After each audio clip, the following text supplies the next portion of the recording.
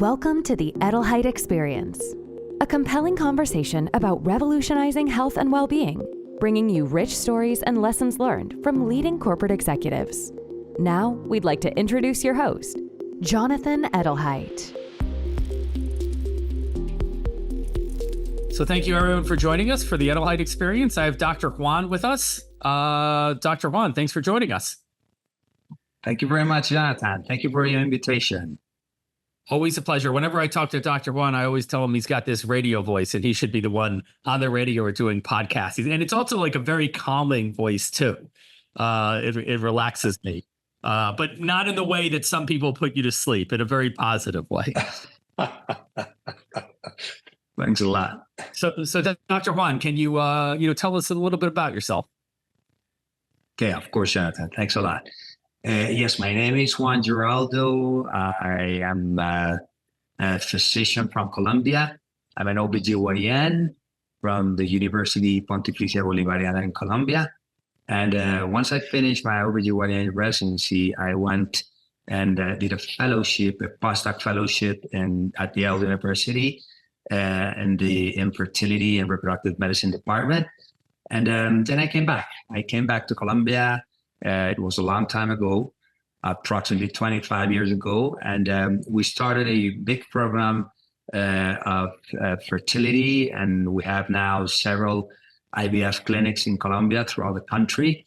Our name is INSER. It's the biggest human reproduction group in Colombia. And we work at INSER with lots of international patients. 50% of our patients come from all over the region, from the US, from all the Caribbean, from Central America, from the northern part of South America.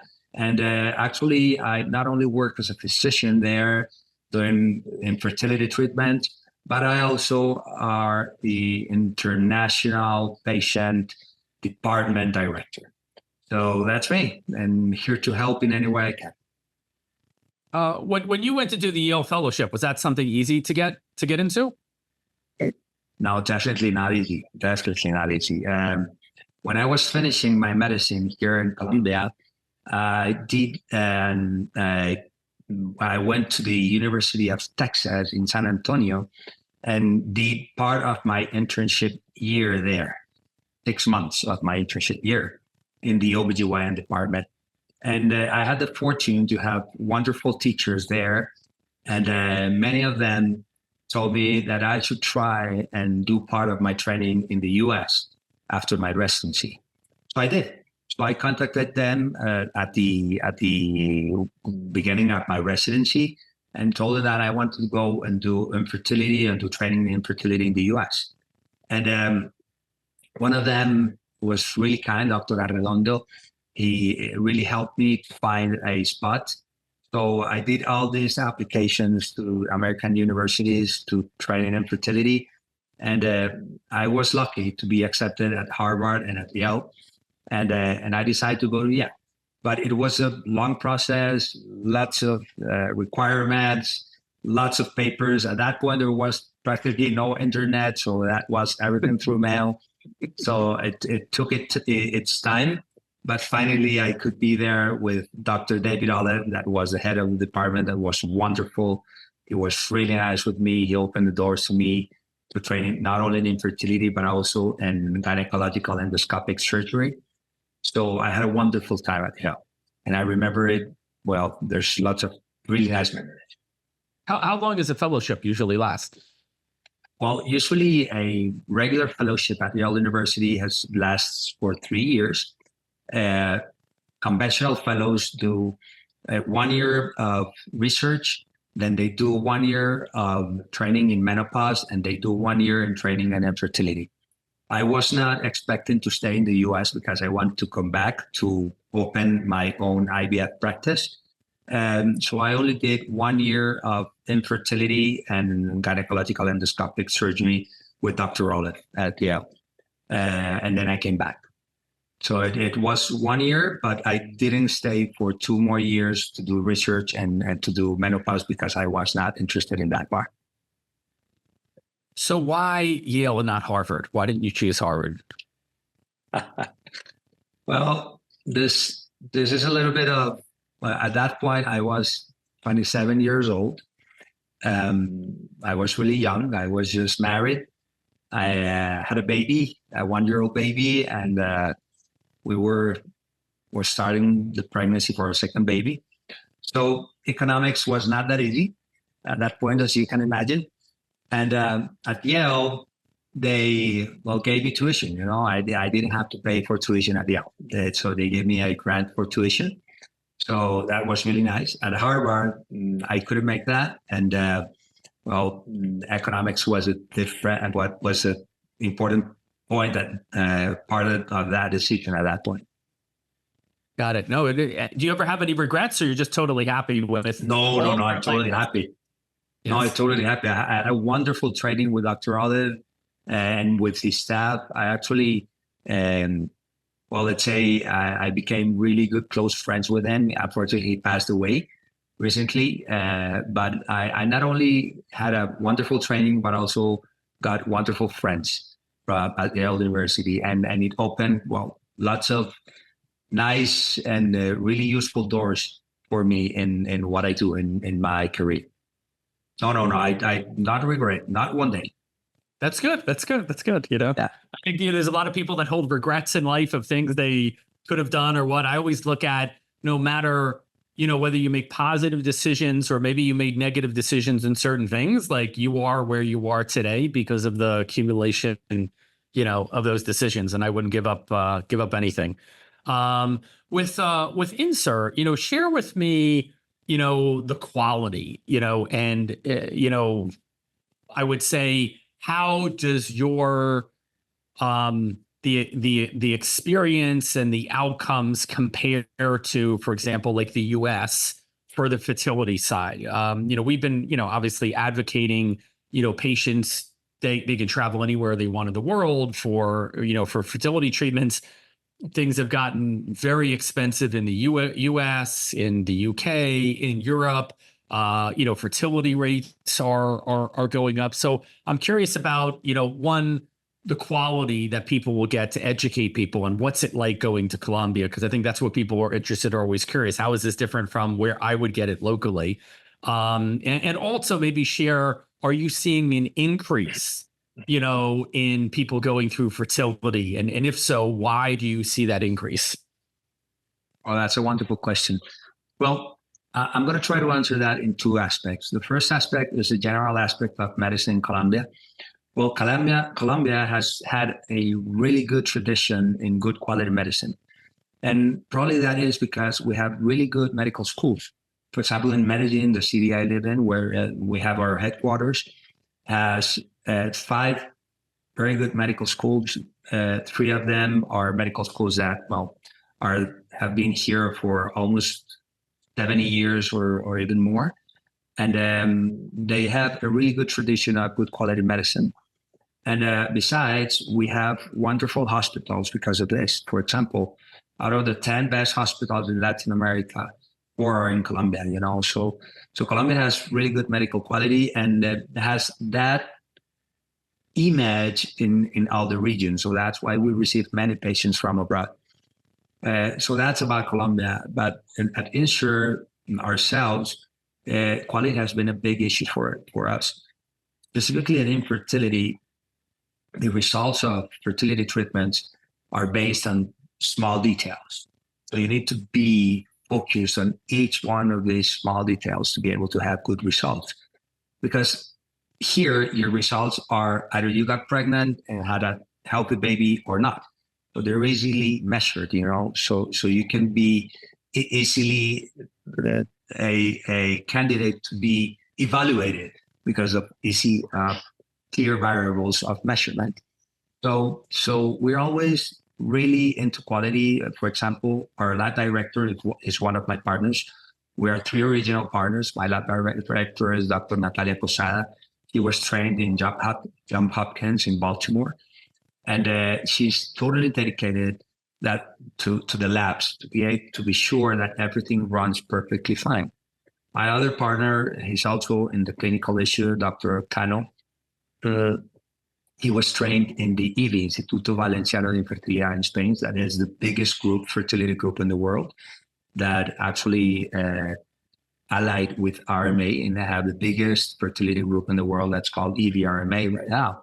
So he's got a really good trading as well. And we have 5, high-tech IVF labs at this point. And we have accreditation for those labs, accreditation by several organizations. First, VetLADA, that is basically the similar institution as ASRM in the US or ESHRE in Europe, but for Latin America. We're also accredited by GHA, Global Healthcare Accreditor, that is the tourist medical tourism accreditator in the US that does a wonderful job. But we've worked with them and we have their accreditation. We're also accredited by Quad ASI, the ASFI, but that is the ambulatory medicine accreditator in the US as well. And at this point, we are a couple of months short to be accredited by JCI. So that's going to be like the ribbon in the present, so that's the max accreditation that you can get. And we will be the first ambulatory institution to be accredited by JCI in Colombia. So we work constantly in quality. So that quality translated, if you translate that to the success rates and infertility, and we compare our rates to the rates reported by SART, that is the registry for ASRM, for the American Society of Reproductive Medicine, we're always over the average that ASRM has in terms of pregnancy rates. Of course, ASRM has 500 IVF affiliated centers, some of them good quality, some of them not so good quality, some of them average quality. But we're always on top of the pregnancy rates reported by ASRM. So when patients come to our centers, they probably will receive a really good quality treatment in terms of their possibility of getting pregnant. Second, they will get probably a much less expensive treatment just because our system, because of exchange rates in terms of pesos from dollars. And they will also receive a much more personalized treatment, a direct communication with their doctor, a really human touch kind of treatment, So that's a little bit of a summary when you talk about quality. I don't know if that answered your question. If that's enough, or you want me to go deeper into any one of these aspects. No, I think that covers it. And what's interesting is, and congrats on the move towards JCI. I know that's not easy to move towards JCI. I'm sure it was a lot of work on your side. And I'm curious because I'm thinking in my mind, you might be the first IVF clinic in Latin America getting JCI, because I'm not really aware of any that have it. They don't move to that commitment. And I also feel that, the focus that you're doing on quality is so important. I'm seeing not just in the fertility or IVF side, but in other areas of healthcare too, clinics popping up, in Latin America, where they see the opportunity with international patients. And so, they're focused on, I'm going to try to have a nice website, communicate well with the patient, and have an affordable price. But when you dig behind it, you don't see the clinical background of the doctors that you would really want to see. And you don't see the accreditation piece and, how difficult, and kind of, to me, that always is shows the commitment to an organization to always improve and be the best. And I think that's, patients need to focus more on the quality and the outcomes, and then secondarily look at price before they make a decision, because it's not easy to do what you've done or build what you have. When did you decide, I want to open this to international patients, and why? Jonathan, this quality performance that we have in our IVF clinics is not something that happened just one day to another, as you say. It's been a long time.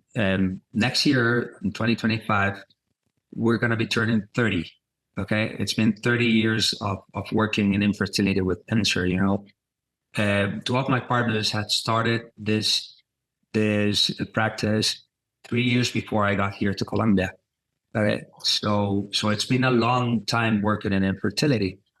And the treatment of patients from abroad is not new for us. Since almost 20 years ago, we started to work with international infertility patients that came from the Caribbean. And we started to work with them from Curacao, from Aruba, from Bonaire. And slowly that started to grow and went a little bit broader. And we started to receive patients from the US. We started to receive patients from the Dominican Republic, from San Martin, from Trinidad, Tobago, from Venezuela, from Costa Rica, from Panama, from Mexico. So it's been many years working with infertility patients. At the beginning, those patients started to come to Insure just because of word of mouth, But after that, we saw that it was interesting for them to come to our IVF clinics for treatment. So we started to build a much more formal international department, not only being prepared for these patients in terms of communication, but actually by building all the other services that international patients need. So we started to think about accreditation. We started to think about having allied companies or allied partners that could help these patients with everything that was not related to medicine. I'm talking about transportation, about lodging, about touring, about any tours they want to do, about any other services that they need in the city. Meanwhile, they are here receiving their treatment. So it's been a long work building all these services, all this communication, all this accreditation for them to feel comfortable and safe in our IVF centers. And as you say, we're going to be the first ambulatory service to have the JCI accreditation. We'll be the second IVF unit in all Latin America to have it. There's another IVF unit in Latin America that has it. It's I believe it's localized in Barbados, but we're going to be the second in all Latin America to have JCI. And we've been working with JCI almost 2 years now. It's been a long process because it's really intense and really quality-based details in every aspect of the services that we offer to not only our international patients, but also to our national patients, because Colombia is a big country. We got 50 million people in Colombia, and we've got many services for infertility in Colombia. There's almost 30 groups for infertility in Colombia. We're the biggest one, but there's a big competition in Colombia. So you need to compete with good quality to be able to move, and we are 140 persons working in infertility in our clinics. It's a big group, so we need a good volume of patients. We're actually doing almost 2,000 IVF cycles, over 2,000 IVF cycles a year. So that's a big group. And if you don't have a good quality and you have that bigger volume, you start to make mistakes, and you cannot afford to make mistakes in IVF and infertility treatments. Yeah. Why is fertility growing? Like everything I read is that, we're holding off, everyone is holding off having babies later. The fertility rates are going down, and they always say maybe it's the environment, maybe it's food, lifestyle, things like that. What are you seeing, from that, Yeah. It's definitely social changes, Jonathan. It's a different reproductive behavior in couples or patients or women looking for a pregnancy. Age is a big issue in women in terms of reproduction, because we produce new sperm cells every day in our lives. So your oldest sperm cell is going to be 80 days old. It's a really young cell. And when you turn 50, your oldest sperm is going to be 50 years old as well, But women do not work with weight. Women only produce eggs in their ovaries until week number 21 of fetal development. So since they are born, women do not produce a new egg during their lives. Their ovaries keep those eggs to use them during their reproductive life. That starts when she starts to get her menstrual period, and that ends when the woman gets or reaches her menopause. So every month, that woman has less eggs in her ovaries. And not only there's a diminishing quantity, but also in quality, because eggs are cells, and age and time do not do any good to cells. So quality also diminishes. So a woman reaches her maximal fertility potential between 20 and 25 years old. And at that point, she stabilizes her fertility potential up to 30 years old. But after 30 years old, she starts to diminish fertility potential. That decrease in fertility potential is not that noticeable until 35, but after 35, it becomes really fast. Okay. So a woman between 20 and 25 years old has a risk of developing infertility or having an infertility diagnosis between 3 to 5%. But a woman between 30 and 35 has a 15% possibility of having infertility. And a woman between 35 and 40 has a 35% possibility of having infertility. And over 40, that becomes a 60% chance of having infertility. So what is happening is that the age at which women are looking for a baby right now is increasing really fast. In Europe, for example, in the last 20 years, the age of the first pregnancy has increased between 4 and 5 years. So that makes a huge difference in terms of the incidence of infertility. So if you compare the infertility risk between age groups 30 years ago and now, it's basically the same. But the age group of women between 30 and 40 looking for a pregnancy now is much bigger than the age group of women between 30 and 40, 30 or 40 or 50 years ago. So that's why you see more cases of infertility. It's because women are waiting much longer to look for their first pregnancy. And of course, that is something that makes us work a lot because we're working with less eggs. We're working with eggs are at less quality, and it makes fertility treatments a little bit less efficient than when you work with higher quality eggs.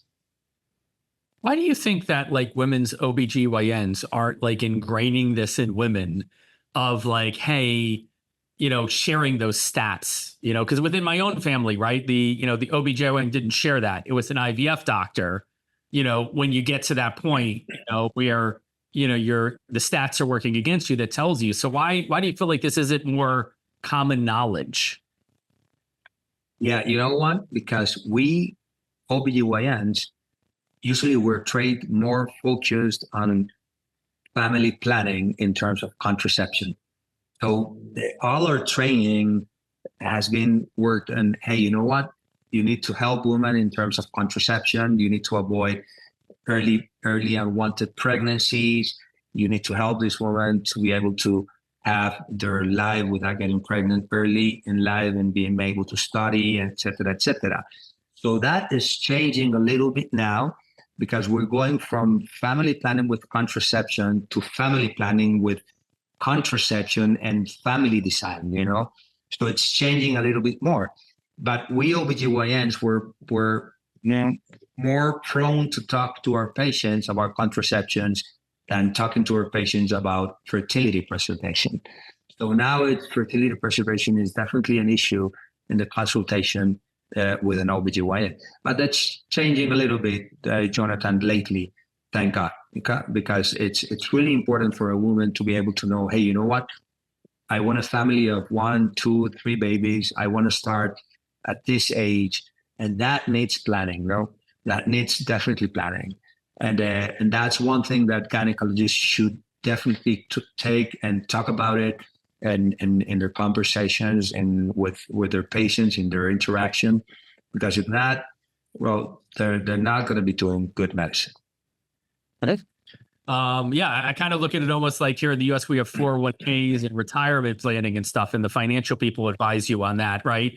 And then I feel like the family planning side, we need more advice, but maybe we need to train the financial planners to talk about the family planning because they can share the impact. Hey, if you wait too long, you might be spending $25,000 or $100,000 on your fertility treatments. You're totally right. Yeah. So what is the cost for fertility in Colombia? And then, along with that, like, what's the experience like in a city like Medellin? I've been to Medellin. I know they call it the Switzerland of Latin America, but for people who haven't, maybe you could share a little bit of a cost and then segue into, the experience. Yeah. So as you know, I'm really bad in terms of prices and costs. I'm very focused on the medical part. But definitely, there's a big difference in terms of the prices of medical services in Colombia than in countries like the US. And there's a big difference because, the wages of the people that work in the health services in Colombia are totally different from the wages or the salaries that the people that work in medical services in the US have. And besides, the cost of the implements and the medications is also really, really different in countries like Colombia. So in a general idea, the cost for an IVF in Colombia is probably going to be 30 to 35% of the cost for an IVF treatment in the US. And that's a huge difference. That's 65 to 70% less cost in Colombia. And the curious thing is that, for example, when you look to the medicines and the cost of the medicines, the exact medicine, the same brand from the same lab in the same box, same presentation, here will cost 1/3 of the cost of that same medicine in the US. It's unbelievable, the difference. And sometimes you just can't find a reason for that. It's actually probably the income of the people in countries like Colombia compared to the income of people that live in more developed countries like the US. But there's a huge difference. For example, IVF cycle here will probably be around $5,500 approximately in Colombia compared to the US, where you will probably look into $15,000 to $20,000 per IVF cycle. So it definitely makes a big difference. And when you go into treatments like egg donation or surrogacy, that difference becomes even more, in terms of percentages. That surrogacy in Colombia will probably cost, 20% of the cost of the surrogacy done in the US. So it definitely is a big difference. Yeah, I feel like surrogacy in the U.S. is big business. It's it ranges from about 100 to 200,000. And yes, if you have an embryo donate, someone's done donating an embryo, then depending on who you're dealing with, it typically ranges more in the 150 to 200,000 range, which I feel like eliminates a lot of people from even having an option, of being able to have a baby. And at the end of the day, I feel like everybody deserves the right to have a baby, right? I feel like in the US and Europe, it keeps getting more and more expensive. And sometimes people can have that, in their mind, well, maybe if it's 15,000 in the US and it's 5,500 in Colombia, that's not a big, it's 10,000. I'll just do it here in the US. Question I have for you is what percentage, or walk us through down that path, because it may not be one cycle, right?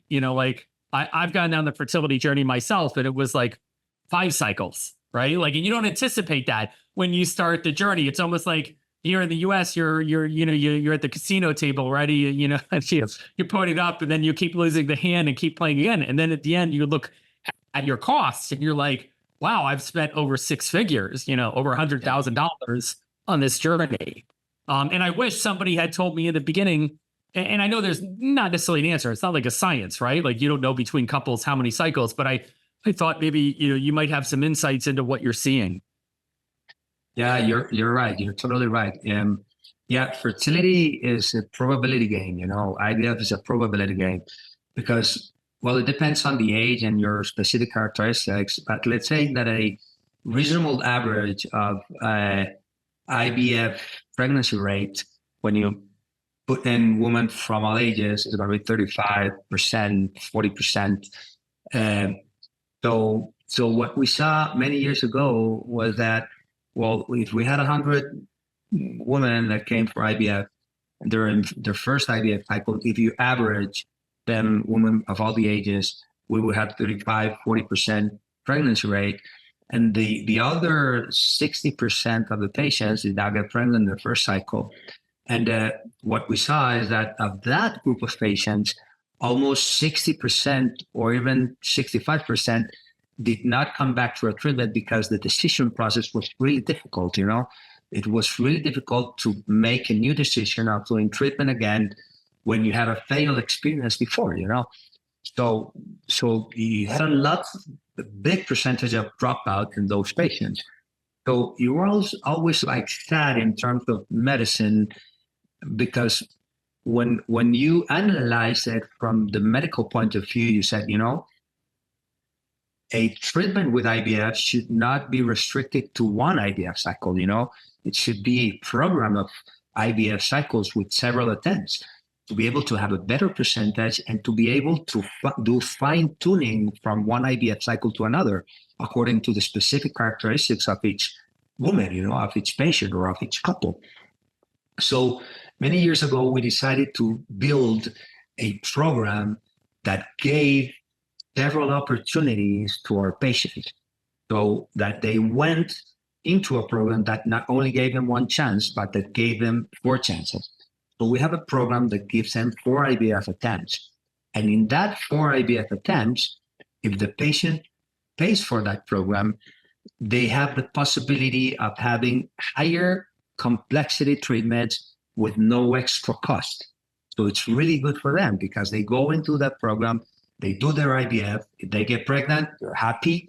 And if they don't get pregnant, we analyze their case. We analyze their egg quality, their ovarian reserve, their endometrial response, their semen analysis, their fertilization rate. And we see, hey, you know what? We need to do this in this case. We need to do ICSI, for example. And so we go fast enough to a second cycle. We do ICSI. We improve their fertilization rate, and of course, we improve their pregnancy rate.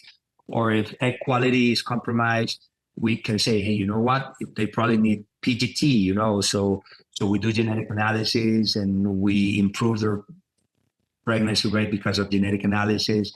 We have a better chance. Or in 2 IVF cycles, we know that definitely their egg quality is not going to give them a chance to get pregnant. So they probably need egg donation. So we can go to egg donation and improve their chance with egg donation.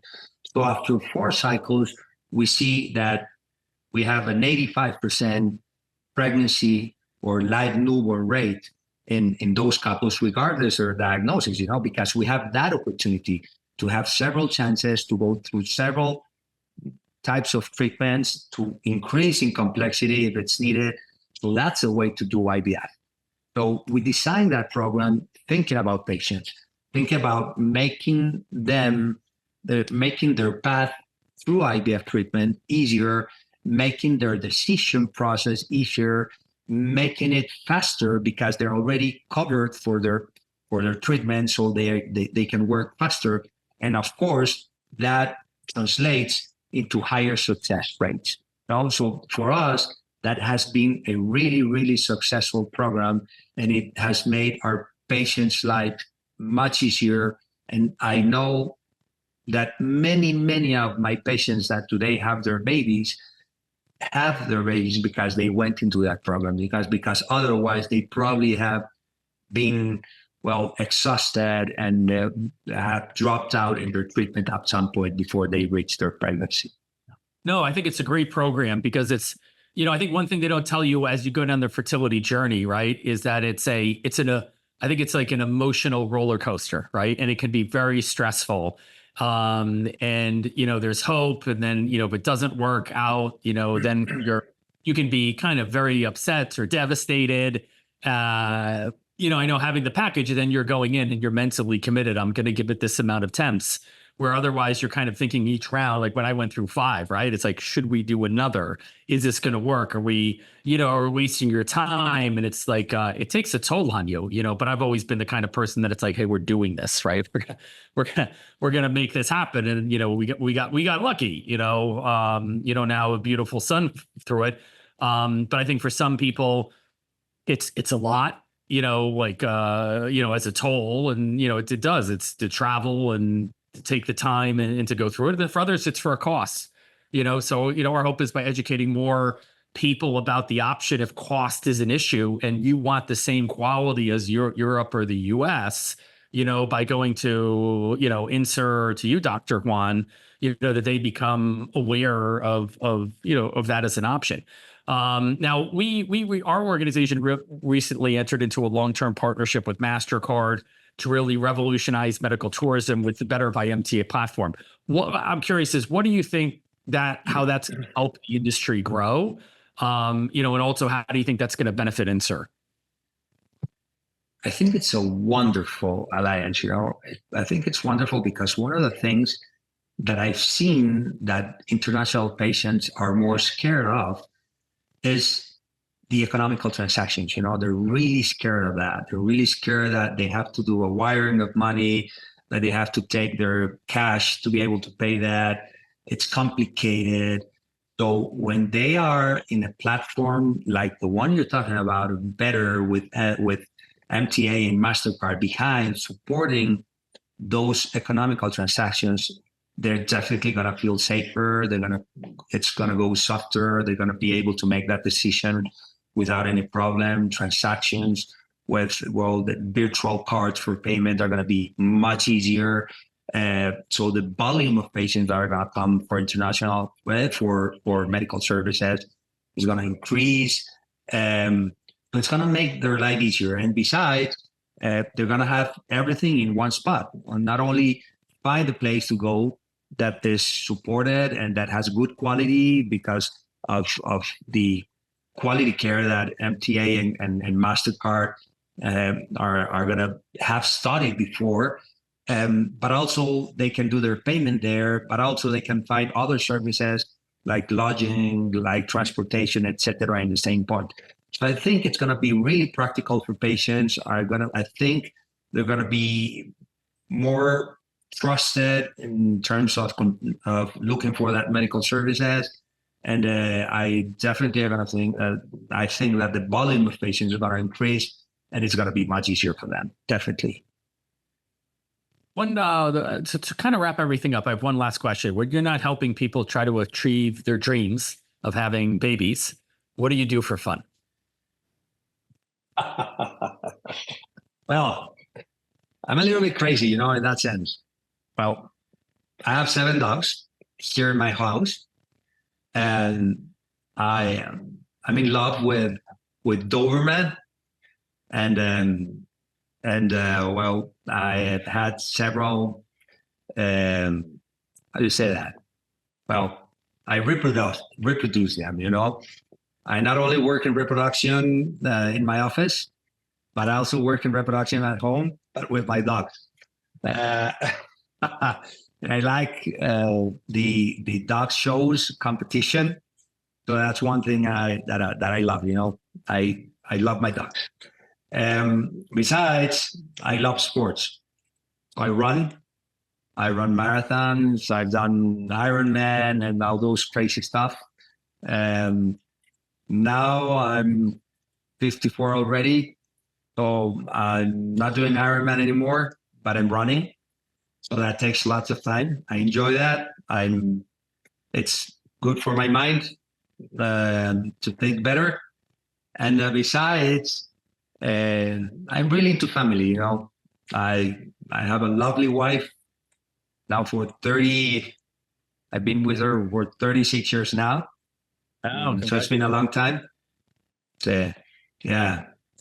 Since I was 18, she was my girlfriend for 6-7 years. And after that, we got married, and it's been a long time together.